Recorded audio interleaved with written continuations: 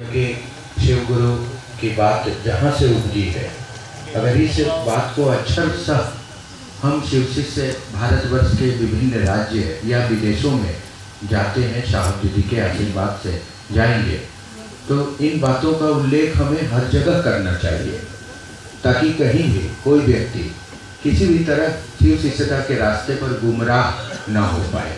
और ये हम सबकी जवाबदेही भी है कि हम इस बात को समझें और दूसरों को समझाएं। यह उपदेश, यह संदेश हम सबों के जीवन में जहाँ से आया है वह कौन है और उनकी जीवनी का यात्रा और वृत्तांत क्या है, उसे फिर से पुनः एक बार फिर हम चलते हैं समय के उन लम्हों के पास जहाँ से उपजा है यह संदेश। किसी वाजवी गुरु हैं और वे जन जन के गुरु हैं। यह संदेश जनमानस में शिव गुरु हैं, थे, रहेंगे, मगर हम सभी के गुरु होंगे। यह संदेश, यह शुभ बेला जब हमारे आपके जीवन में आया, और यह समय, वर्ष, तिथि, वक्त सभी कुछ है जिसे हम सभी को याद रखना चाहिए। वह दिवस है वर्ष 1948 के उत्तरार्ध की सदियों में के आगमन के साथ दीपावली के दिन प्रातः कार्तिक कृष्ण पक्ष चतुर्दशी को बिहार राज्य के तत्कालिक छपरा जिले के सिवान से 5 किलोमीटर की दूरी पर अवस्थित गांव अमलोरी के एक मिट्टी के घर में दिन रविवार को प्रातः 8:10 पर जन्म हुआ था हरिंद्रानंद जी का। मैं आपको बताता चलूं कि ये समय साहब श्री के जन्म होने लेने का समय घर वालों को भी पता नहीं था।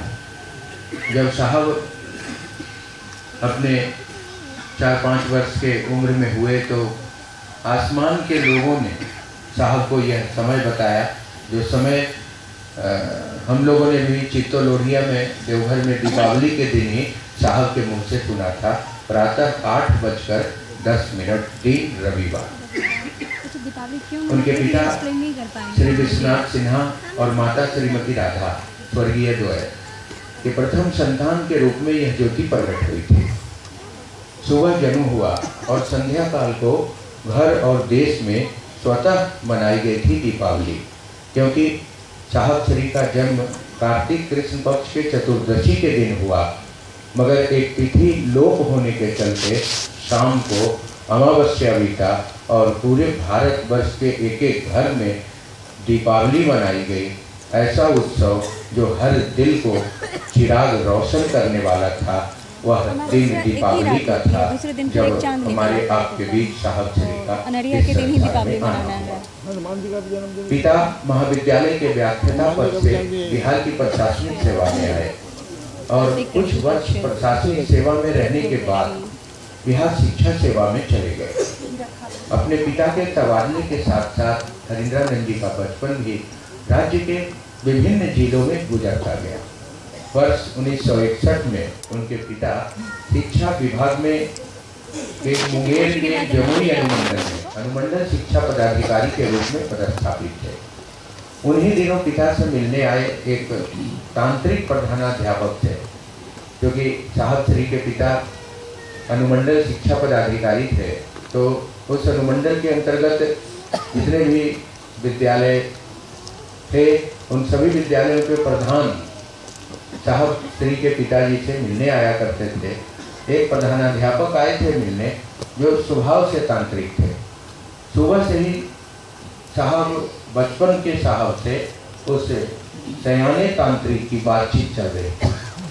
बहुत कुछ इन्होंने जानना भी चाहा था, जो इनके उम्र से, उस वक्त के उम्र से बहुत ऊपर की बात थी।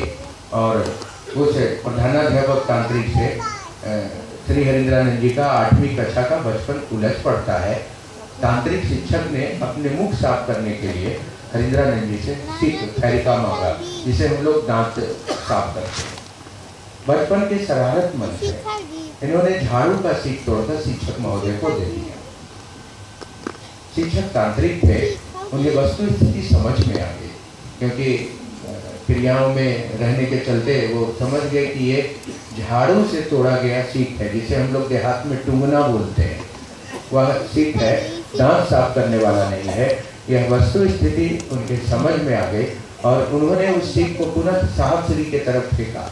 देखते ही वो सीख साफ बन गया। यह अजीब चमत्कार था जो बचपन के साहब के दिल को झकझोर के रख दिया था।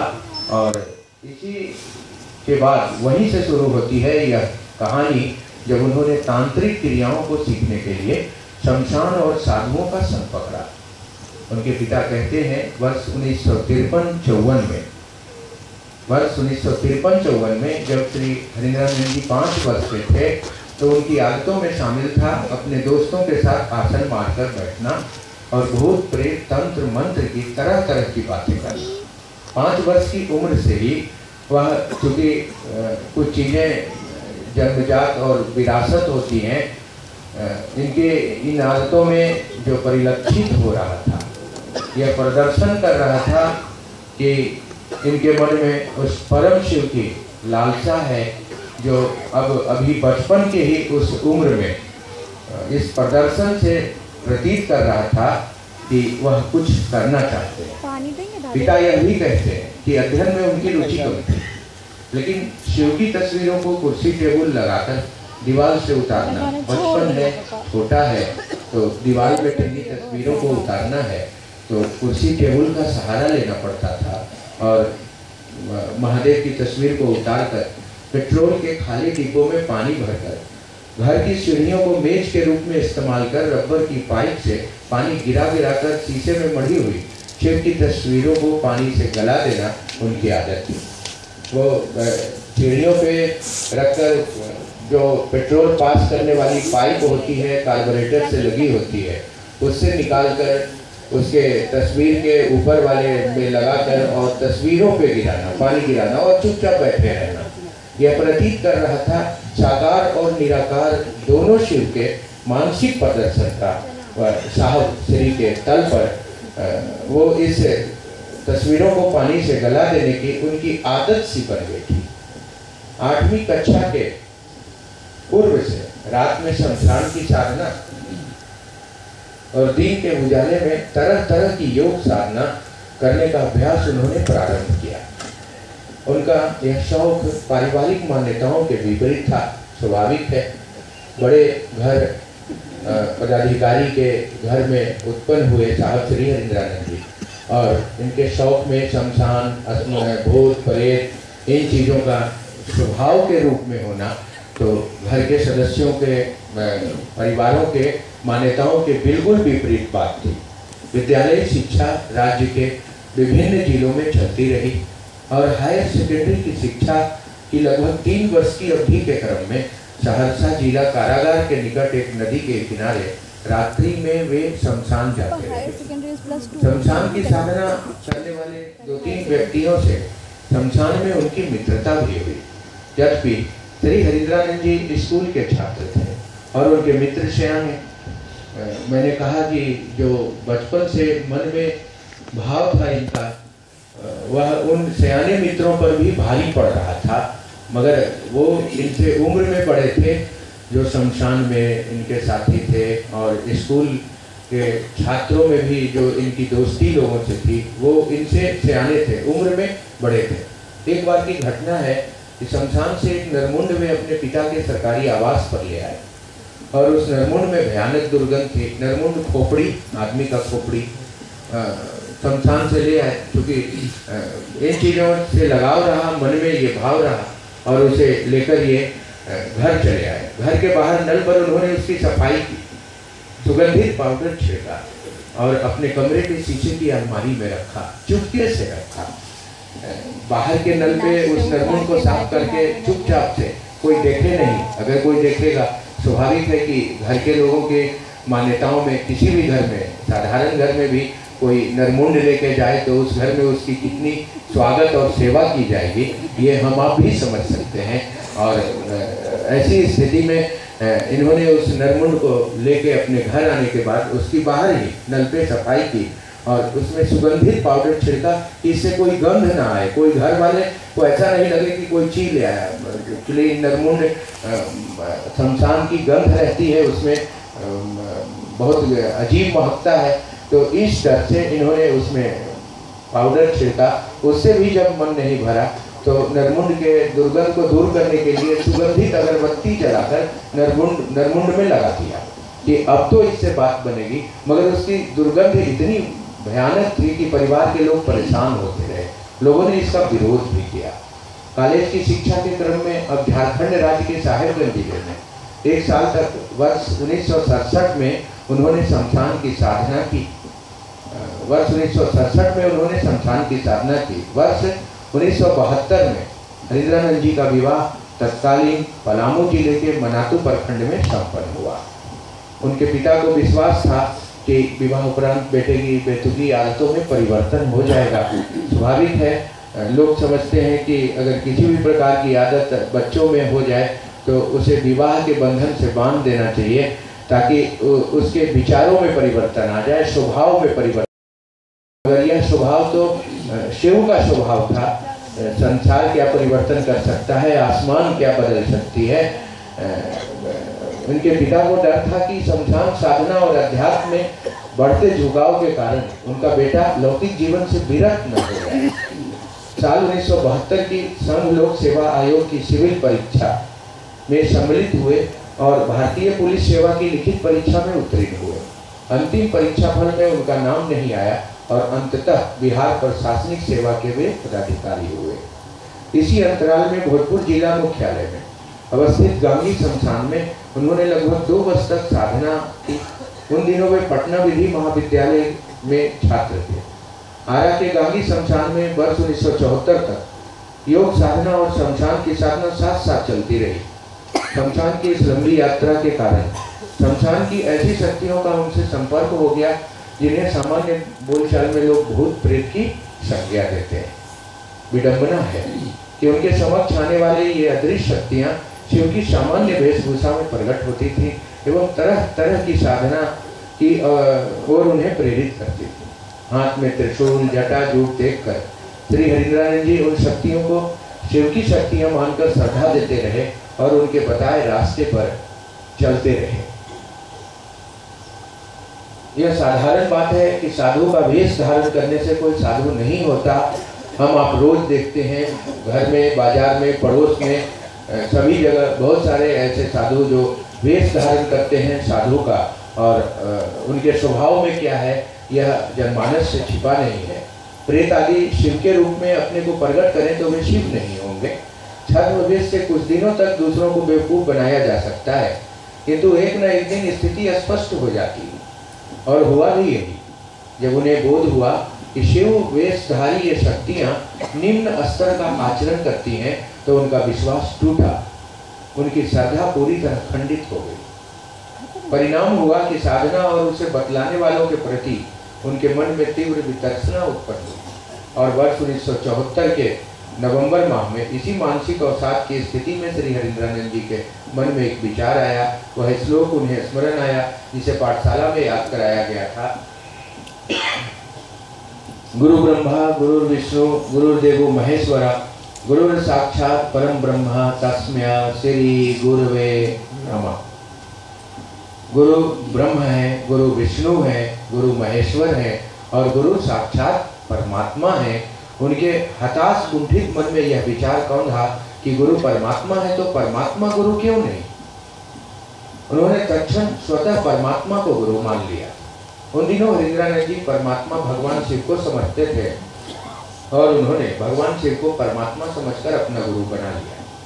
साथ ही साथ दुखी मन ने तय किया कि जब शिव को गुरु बना लिया है तो फिर गुरुओं, तांत्रिकों, अघोरियों द्वारा बतलाई और सिखलाई गई साधना और पूजा अब वे नहीं करेंगे, क्योंकि जब गुरु शिव को बना लिया तो इससे पूर्व जो भी कर्म है, जिस तरह का भी काम है, वो साहब ने संकल्प लिया कि अब नहीं करेंगे। हम लोगों की तरह नहीं जो हम 10 साल 20 वर्ष हो गए और अभी भी अपने घर में उस तरह की क्रियाओं से बंधे हैं जो हमें शिव शिष्यता में एक अस्थाई शिष्य भाव लाने में हम आपको रोकता है। ऐसी स्थिति में साहब ने अपने आप को संकल्पित किया और जितने भी गुरु तांत्रिक अघोरी द्वारा बताई गई साधना और पूजा नहीं करेंगे, ऐसा संकल्प उन्होंने लिया।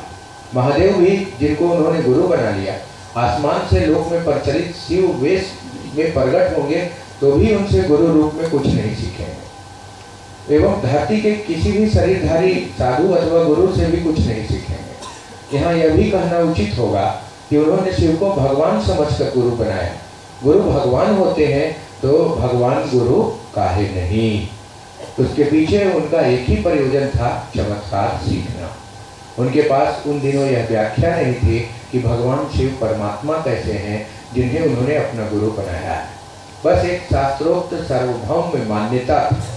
वे समझते थे कि भगवान शिव शरीर में उपलब्ध नहीं है, अतएव साधना पूजा और चमत्कार वे कैसे सीख लाएंगे। इसी उहापोह की स्थिति में उनका मन और दुखी होने लगा। शमशान के पूर्व के उनके अदृश्य संगी साथी अपने दुष्ट प्रवृत्ति के कारण उन्हें तंग करने लगे। वे किसके पास जाते? उन्होंने तो भगवान शिव को गुरु स्वतः माना था। किसी ने तो ना तो बताया था, न ही वे स्वयं इस बात को जानते थे कि शिव गुरु हैं। आज का समय ऐसा है कि हजारों नहीं, लाखों नहीं, करोड़ों लोग जानते हैं कि शिव गुरु हैं, और कैसे बनाया जाएगा इसके लिए सूत्र भी हमारे आपके पास उपलब्ध है। मगर उन दिनों को याद करें आप तो आपके हृदय अपने आप कांपने लगेंगे जब सभी तंत्र मंत्र और ऐसे दुष्ट प्रवृत्ति के शमशानी संगी साथियों से जब कोई अपने जीवन में धोखा खाया है और कोई रास्ता नहीं है, कोई उपाय नहीं है, भगवान शिव को समझते हैं, भगवान शिव के सिवा जीवन में कोई ऐसी उपाय नहीं है, उनको इन्होंने अपना गुरु मान लिया। ऐसी मानसिक अवसाद की स्थिति में उन्होंने अपनी धर्मपत्नी दीदी नीलमानंद से सारी घटनाओं का उल्लेख करते हुए अपनी स्थिति बतलाई और शिव को गुरु मानने की बात कही। दीदी नीलमानंद भवानी के प्रति बचपन से श्रद्धा रखती थी। शिव को गुरु मानने की बात पर प्रफुल्लित हुई और उन्होंने भी शिव को अपना गुरु बना लिया। दोनों ने यह विचार किया कि किसी को यह बात नहीं बताएंगे, क्योंकि यहाँ भी कुछ मिलने वाला नहीं है। चमत्कार सिखलाने की बात तो दूर की, इतना धोखा खाया हुआ मन है, इतना धोखा खाया हुआ मन है कि वह कहीं भी रुक नहीं पा रहा है। महादेव को गुरु बनाने के बाद भी न कोई क्रिया है, न कोई विधा है, न कोई बतलाने वाला है। ऐसी बेबसी में साहब दीदी ने शिव गुरु को अपने स्तर से इस जमीन पे उतारा है जब कोई उपाय नहीं था, और ऐसी स्थिति हो गई थी कि मानसिक अवसाद की स्थिति में साहब उस समय रहा करते थे। मैं आपको बताऊं कि शमशान साधना के क्रम में शमशानी कीड़ों का प्रहार भी बड़ा कष्टप्रद हुआ करता था। साधना के क्रम में कीड़े पैर के अंदर जब साधना में कोई व्यक्ति बैठता है, जैसा हम लोगों ने साहब से सुना है, दीदी से सुना है, साधना में जब कोई बैठता है तो साहब जब बैठते थे तो घंटों घंटों अपने मन में उस शिव को याद कर साधना में रत हो जाते थे। शरीर का ख्याल भूल जाता था, और जब शरीर के ख्याल भूल जाने के बाद शमशान में शमशानी कीड़े जो रहते हैं, जो मांस खाते हैं, मुर्दा खाते हैं, वो कीड़े साहब के पाँव में अंदर ही अंदर काट खाते थे, और काट खाने के बाद बड़े बड़े गड्ढे बन जाते थे, वो उन मांसों को खा जाते थे। और साहब चूंकि साधना में मन रत हो गया तो शरीर से मन की स्थिति दूर हो जाती थी। पुनः जब ये आधी रात को किसी तरह घर लौटते थे तो दीदी आधी रात को गैस पे पानी गर्म करके, मैं कह नहीं सकता क्योंकि ये बड़ा ही हृदय विदारक घटनाएं हैं। हम आप तो शिव गुरु हैं, 3 सूत्र हैं, साहब दीदी की दया है, फिर भी हम आपके न जाने कर्म फल कैसे हैं कि महादेव की ओर ना बढ़ के और अपने गुण लक्षण स्वभाव की ओर बढ़ जाता है। याद करें उस दिन को तो आपका रोआ खड़ा हो जाएगा। ऐसी साधना से तड़पता हुआ मानव, कराहता हुआ मानव आधी रात को अपने घर के पिछले दरवाजे पे धीरे से दस्तक देता है, इसलिए कि सामने वाले दरवाजे से नहीं आ सकते, पिताजी होंगे और डांट पड़ेगी। धीरे से दस्तक देता है, दीदी बैठी है इंतजार में, दरवाजा खुलता है, साहब दीदी के कंधे का सहारा लेकर दर्द से तड़पता हुआ अपने कमरे तक जाते हैं और दीदी गैस पे पानी गर्म करती हैं, डिटॉल डालती हैं और साहब के उन घावों को धोती हैं जो दर्द से साहब हमारे शमशानी संगी साथियों ने तो दर्द दिया ही था, शमशानी कीड़े और जानवरों ने भी कोई कसर नहीं छोड़ी थी। जितनी भी दर्द और पीड़ा देना चाहिए उनको दिया था। कीड़े, शमशानी जानवर, इन सभी ने कोई कसर नहीं छोड़ा था। इसी जद्दोजहद में और द्वंद्व की स्थिति में लगभग 1 वर्ष निकल गया। श्री हरिंद्रानंद जी की मानसिक स्थिति धीरे धीरे असामान्य होती गई। स्वाभाविक बात है, कोई उपाय नहीं है, कोई रास्ता नहीं है, कोई व्यक्ति नहीं है, कोई साधना नहीं है, सब कुछ करके भी थक गए और अब कोई उपाय नहीं है। शिव को गुरु बना लिया, कोई मंत्र नहीं है, कोई विधि नहीं है। ऐसी स्थिति हो गई कि साहब की मानसिक स्थिति धीरे धीरे असामान्य होने लगी। उन्होंने अब तक जाना था कि जब कोई गुरु होते हैं तो मंत्र बताते हैं एवं साधना की प्रक्रिया सिखलाते हैं। भगवान शिव तो शरीर में उपलब्ध नहीं है, तो फिर उन्हें मंत्र अथवा दीक्षा कैसे मिलेगी? निराशा ने पूरी तरह जकड़ लिया था। विचारों ने तो शिव को गुरु माना, परंतु उस समय तक प्राप्त ज्ञान ने चमत्कार सीखने की संभावनाओं को समाप्त कर दिया था। शिव को गुरु मानने के बाद भी अविश्वास और हताशा थी। ठीक ही कहा गया है कि काले बादलों में बिजली की चमक होती है। वर्ष 1975 की एक संध्या में मुजफ्फरपुर से लगभग 12 किलोमीटर दूर तुर्की नामक स्थान में एक आम के वृक्ष के नीचे हवा के झोंके से श्वास प्रश्वास की गति पर एक शब्द आया, नमः शिवाय। श्री हरिंद्रानंद जी का मन अचानक विस्मय से भर उठा और हुलास में वे अचानक बोल उठे, रे रे एकरे तक खोजत रहनी है। आंगन से उनकी माँ की आवाज आई, का भुलाई रहल। हरिंद्रानंद जी के हाथ में उनके कमरे की चाबी थी जिसमें वो रहा करते थे। वह चाबी हवा के झोंके से आए मंत्र की प्राप्ति के उल्लास से घास पर गिर चुकी थी और उत्तर नहीं पाकर माँ ने फिर पूछा, अरे का बुलाई रहल? तब तक स्वाभाविक रूप से अनजाने में झुक कर गिरी हुई चाबी उठा ली थी और उत्तर दिया, चाबी गिरल रहल मिल गई। मानो ऐसा लगता है कि उन्होंने ठीक ही उत्तर दिया कि चाबी गिरी थी जो मिल गई। एक आध्यात्मिक कुंजी जो आज हम शिव शिष्यों के लिए प्राण मंत्र भी कहा जाता है। कुछ दिनों बाद वे बिहार प्रशासनिक सेवा के पदाधिकारी हुए। वर्ष 1980 से अपने आसपास घटित हो रही घटनाओं से हरिंद्रानंद जी एक बार पुनः उद्विग्न होने लगे। पलामू जिले में प्रखंड विकास पदाधिकारी पाटन के रूप में उनके सरकारी आवास पर पत्थर गिरने लगे और कभी कभी हाथे में स्वतः आग लग जाती थी। स्थानीय पुलिस थाना भी इन घटनाओं से परेशान होने लगा। उनके आवास में आग लग जाना, आसमान से उनके सरकारी आवास पर पत्थर गिरना और सभी पदाधिकारियों के शीशे तोड़े जाना, सारे खिड़कियां का, और यह कह देना कि हरिंद्रानंद जी ने यह काम किया है। ऐसी स्थिति फिर से उत्पन्न होने लगी थी और इन सारी स्थितियों के घटनाओं के कारण साहब श्री पुनः एक बार उद्विग्न होने लगे, इन घटनाओं से परेशान होने लगे। उनके मन में पुनः यह विचार घर करने लगा कि उनके द्वारा शिव को गुरु माना जाना कोई अर्थ नहीं रखता है। शिव को गुरु बनाने के 5 वर्ष बाद भी प्रेतों द्वारा यह उत्पात मचाया जाना फिर से उनके दुख का एक कारण बना। ऐसी घटनाओं के 5-6 दिन नहीं गुजरे थे कि उनके सरकारी आवास पर तरह तरह के साधुओं का आना शुरू हो गया। प्रेत लीला स्वतः बंद हो गई और आने वाले साधुओं के चमत्कार शुरू हो गए।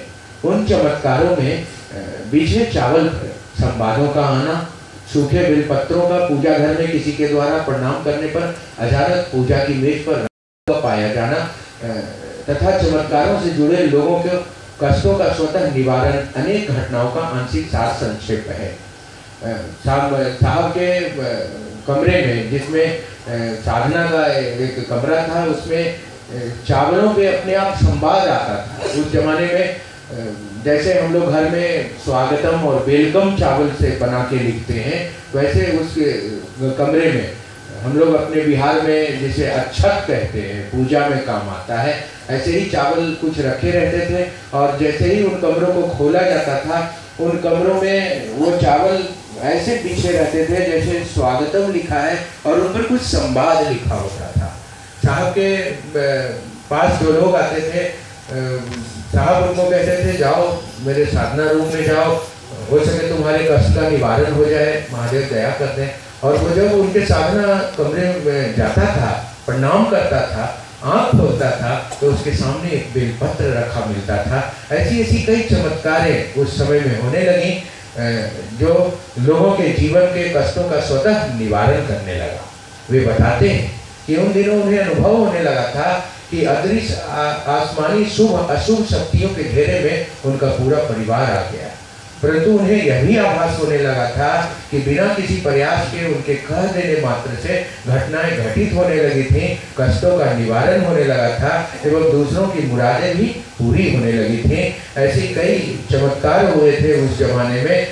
साहब जो कहते थे वैसा ही होने लगा था और उस स्थिति में यह समझ में आने लगा कि अब आसमान की शुभ अशुभ अदृश्य शक्तियाँ जो हैं वो इन घटनाओं में कहीं न कहीं अपना योगदान दे रही हैं। वे अपनी सरकारी सेवा के दौरान सन 1982 में मधेपुरा जिला मुख्यालय में उप संभारता के रूप में पदस्थापित हुए। वर्ष 1974 से लेकर 1982 तक वे शिव को गुरु मानकर अविश्वास में ही धीरे धीरे चमत्कारों की दुनिया में प्रवेश कर चुके थे। कार्यालय अवधि के उपरांत सायंकाल में साहब के निवास स्थल पर शिव चर्चा हुआ करता था। समय समय पर कोई न कोई चमत्कार हुआ करता था। महादेव को भोग समर्पित किया जाता था। जब प्रसाद उठाया जाता था तो अक्सर प्रसाद कम पाया जाता था। ये उन दिनों की घटनाएं हैं जब साहब मधेपुरा जिला मुख्यालय में उप संभारता के रूप में पदस्थापित थे और ये सारी चमत्कार की घटनाएं उनके सरकारी आवास पे घटित होता था। यानी महादेव ने भोग ग्रहण कर लिया। इसकी खबर साहब के आसपास के पदाधिकारियों को भी मिली। इनके आवास के आसपास में बहुत सारे पदाधिकारियों का भी आवास था जैसा रहता है, तो वहाँ उन लोगों को भी मिली। तो लोग भी शाम में देखने आए। महादेव को पुनः भोग समर्पित किया गया। महादेव ने भोग ग्रहण कर लिया। उन लोगों ने कहना शुरू किया कि हरिनारायण जी के आवास पर प्रेत प्रसाद खाते हैं। यह सुनकर साहब श्री को अप्रसन्नता हुई। उन लोगों ने कहा कि अगर महादेव भोग ग्रहण करते हैं तो प्रसाद श्रृंगेश्वर मंदिर के महादेव को ग्रहण करवा दें तो हम लोग इनके कायल हो जाएं। साहब से उनकी वार्ता हुई। साहब ने वार्ता के क्रम में कहा कि वहां भी प्रेत प्रसाद खा जाएंगे तो, क्योंकि जब प्रेत खाएंगे तो यहाँ भी खा सकते हैं, कहीं भी खा सकते हैं, प्रेत प्रसाद खा जाएंगे तो। उन लोगों ने कहा कि नहीं, वह तो श्रृंगी ऋषि के द्वारा स्थापित शिवलिंग है, वहाँ प्रेत नहीं है। साहब के निवास स्थल पर घटित चमत्कारों की भनक उनके शामसानी साथियों एवं श्रृंगेश्वर मंदिर के पंडा लोगों को मिली, तो इस पर विश्वास करने में वे लोग भी हिचकिचा रहे थे। एक दिन निश्चित किया गया और भोग लगाने की व्यवस्था की गई। यह खबर कानों कान फैल गई। पंडे, इनके शमशानी मित्र एवं स्थानीय लोगों की भीड़ मंदिर में एकत्रित होने लगी। सायंकाल मंदिर के गर्भगृह की सफाई की गई एवं भोग समर्पित किया गया। गर्भगृह से सभी लोग बाहर आकर प्रतीक्षा करने लगे।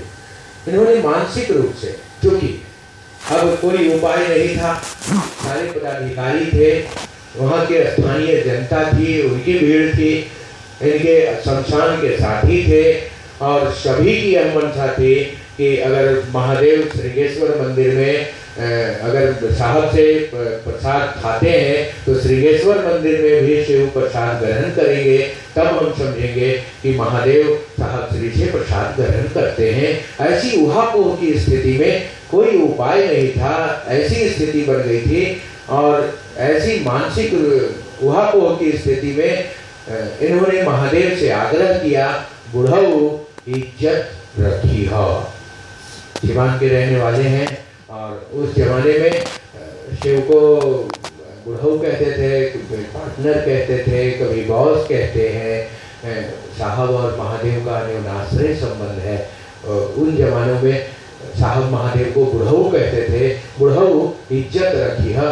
साहब उस वक्त महादेव को बुढ़ऊ से संबोधित करते थे। इतना कहना था कि बिजली गुल हो गई, मंदिर परिसर की बिजली, इतना मानसिक संवाद प्रेषित करना था कि मंदिर परिसर की बिजली गुल हो गई।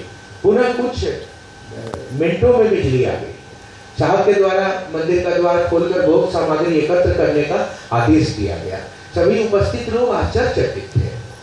सारे रसगुल्ले आधे आधे पाए गए। जो महादेव को भोग लगाए गए थे 51 रसगुल्लों का, वो रसगुल्ले जब मंदिर से बाहर लाया गया साहब के आदेशानुसार, तो वो सारे लोग आश्चर्यचकित थे, पूरी भीड़ आश्चर्यचकित थी कि श्रृंगेश्वर मंदिर के महादेव को भोग लगा दिया गया और वो सारे रसगुल्ले आधे आधे पाए गए और गणनोपरांत कम भी पाए गए। यानी महादेव ने भोग ग्रहण किया। कल भी मंडल सर और बरखा दीदी भी बता रही थी कि जब भाव सही हो तो भोग ग्रहण जब होता है तो आसमान के लोगों को खबर हो जाती है कि महादेव ने भोग ग्रहण किया है और आसमान के लोगों को यह भनक लग गई कि श्रृंगेश्वर मंदिर में साहब श्री के द्वारा महादेव को भोग अर्पित किया गया और महादेव ने भोग ग्रहण किया। तत्पश्चात आसमान के सारे अदृश्य लोग आए और वह भोग को लेके चले गए, जिससे रसगुल्ले गणनोपरांत कम पाए गए, गिनती में कम हो गए। सचमुच महादेव की दया प्रमाणित हो चुकी थी। सन 1985 की घटना है। साहब और तत्कालीन एक साथी श्री रामनारायण सिन्हा आगामी चुनाव की कुछ सामग्रियां गुलजारबाग प्रेस पटना से प्राप्त करने जा रहे थे। बेगूसराय सिन्हा जी का गृह क्षेत्र था। साहब अपने पुराने मित्र श्री चंद्रभूषण रोहतगी बिहार प्रशासनिक सेवा जी के आवास पर रुक गए। दोनों की रात्रि में सांसारिक बातों के साथ साथ शिव गुरु विषयक वार्ता भी हुई। उसके बाद दोनों ने निद्रावसान किया। रोहतगी साहब आदतन अपने दैनिक पूजा के निमित्त प्रातः उठकर दैनंदिनी काम का संपादन कर पूजा के आसन पर बैठ गए। कुछ देर पश्चात साहब उठकर बगीचे में कुर्सी निकाल कर बैठे। इसी बीच सुबह की चाय रोहतगी साहब ने साहब को दी एवं पुनः पूजा की ओर प्रवृत्त हो गए। परंतु थोड़ी देर में साहब ने रोहतगी साहब को आवाज लगाई, सर देखिए कुछ संवाद प्राप्त हो रहे आसमान से।